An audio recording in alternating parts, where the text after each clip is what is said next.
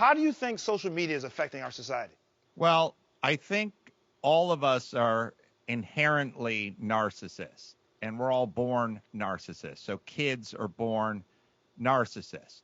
And then you have to sort of try to work the narcissism out of them and work in the golden rule to them. Mm-hmm. And what Twitter and social media allows us to do is it brings out the narcissism that sort of was laying dormant in us and, mm-hmm. and is something that society and parents and culture and, football coaches and clergy try to tamp down, right? Mm-hmm. So everybody has it in them, and it used to be kind of held at bay because there really wasn't any way to do it. Like, for instance, men didn't used to gossip. That was not something. The ladies who lunch, the middle-aged ladies would gossip at brunch. Men weren't gossipers. Well, gossip is kind of a narcissistic thing.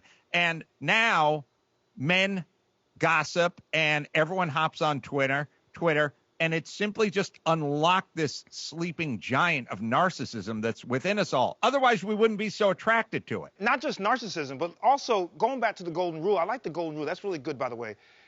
Twitter and Instagram and other social media platforms have also emboldened people to say things and do things that they otherwise would not have done. In the old days, for example, golden rule, if you can't say it to somebody's face and risk getting a beat down, then right. You should not go on Instagram and Twitter and feel free just to say anything you want to say. Because come say that to me. Let's go, golden rule in the old days, let's go behind the schoolyard and let's have a conversation about what you want to really say. And that would tend to make people decide, maybe I won't say that. So, I agree about social media. It's doing a lot for a lot of people. And you also, by the way, you post controversial tweets, and you're a comedian, and you talk about it. This is one that stuck out. And since we're the doctors, I want to point out, you said, quote, turns out the people dying from COVID are old or sick or both. How many of you bleeps got played, and who's going to get played next time? What exactly were you trying to say there? Exactly what I said. It's exactly what I mean. So it's all there. Only old and sick people are dying from COVID? Overwhelmingly. I mean, I don't want to play the outlier game with everyone. Everyone plays the outlier game now. It's like the death of math. Like, what about the 14-year-old from New Brunswick? Fine. I give you that. It's old people and people with pre-existing conditions. But aren't they geez, my goodness. This, to me, regardless of your age or pre-existing condition, you have a life. You got one life. Yeah. I want you to live. I don't want you dying prematurely. I'm with you. But don't sell it to us like healthy people need to be locked down. They kept the information. They didn't give us information about old people and pre-existing conditions. We didn't get that early on. It was just lock it down. It's killing this many people. But they wouldn't give us ages.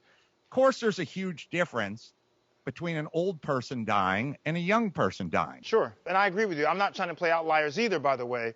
And the vast majority of people who have COVID will come through COVID. They won't die from it. But here's the other part of it. The vast majority of people who are carriers of COVID, who are asymptomatic, they're not showing any symptoms, don't know that they're COVID positive, they're the ones who then take it to someone else who's innocent and who has a pre-existing condition or who is old, and they end up dying from COVID because the person brought it to them. So it's not about outliers. It's about saying, listen, back to the golden rule. Wouldn't it be respectful to make sure that you're not infecting someone else who actually will not be okay from COVID? Yeah, well, if that is your situation, you should definitely factor it in. I mean, if I know people that I have a good friend who has a very elderly mother, 90-year-old mother, who lives with them in his home. So he acts accordingly.